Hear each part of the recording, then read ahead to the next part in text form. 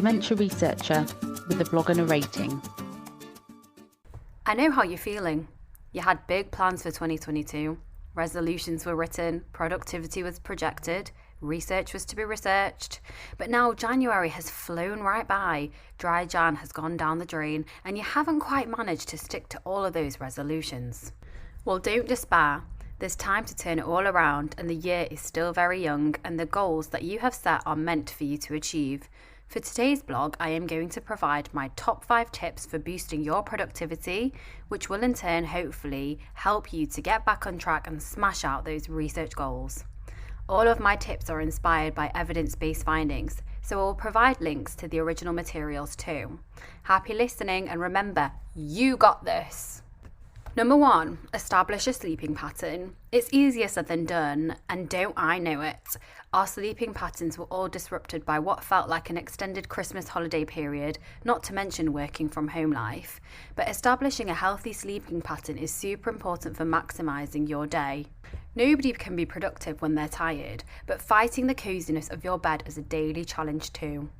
Dr. Andrew Huberman, a neuroscience professor at Stanford University, constantly advocates the importance of sleeping, claiming that it is the foundation of mental and physical health and all aspects of human performance.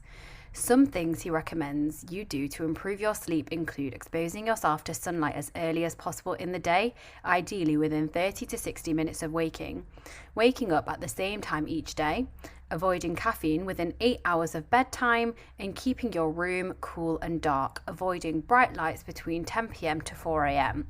So yes, that means stop that nighttime doom scrolling. Number 2, make time for the things you enjoy. As that list of tasks gets longer and the post-Christmas work emails have now been responded to, it feels like there is no time for anything other than work and chores, right? Even though there may be days that get like this, sparing some time, even just a little, to do something that you want to do rather than you need to do, can do so much to boost your happiness and encourage you to feel more positive. Allowing yourself some time in this way will help you to reset and refresh, enabling you to tackle that task list with newfound energy.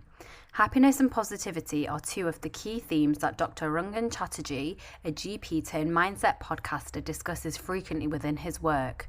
He says that even as little as 5 minutes a day doing something that you can enjoy can be enough to spark the feel-good factor. Number 3, get healthy.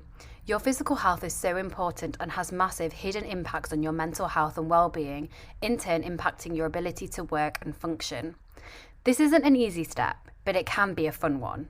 NHS UK recommends that adults aged 19 to 64 should do some type of physical activity every day, aiming to do at least 150 minutes of moderate intensity or 75 minutes of vigorous intensity activity a week.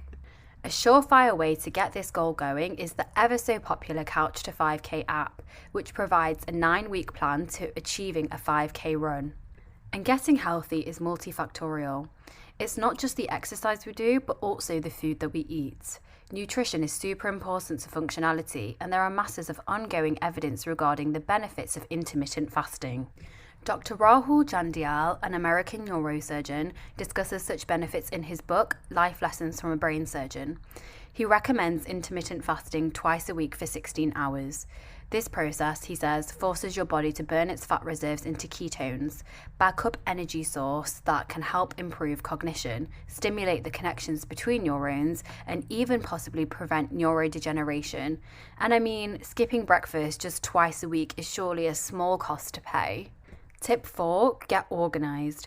I'm like a broken record that can't stop singing the organisation tune. So played out, but it's so key. Sometimes this is the hardest step.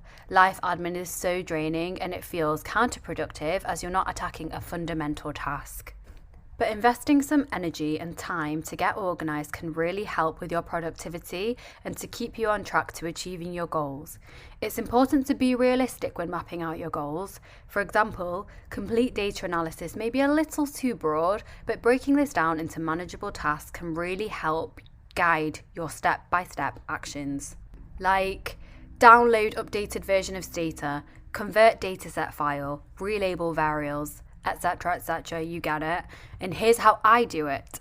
Behind my screens, I have a whiteboard wall where I write out my to-do list. It's in a place that I can't miss it, so every morning starts by visibly seeing this list of tasks. I have different coloured pens that allow me to code the importance of the tasks. Each time I complete a task, I satisfyingly get to wipe it off the board. Ah, yeah, the good stuff. My final tip is to remember that slip-ups are okay.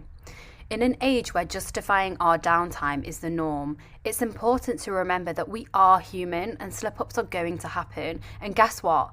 That's okay.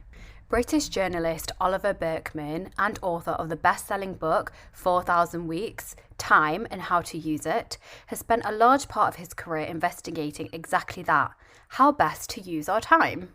As detailed in his book, he explains that we as humans are obsessed with our lengthening to-do lists and overfilled inboxes, but there simply just isn't enough time. Sometimes we need to reject the futile modern obsession with getting everything done and learn to embrace our human limitations. The way we as a society have come to think about time is, as he describes, unhelpful but not inescapable. It's a collective choice that we have made. In this book, he provides readers with a set of tools for constructing a meaningful life while recognising that our flaws and slip-ups are more than okay.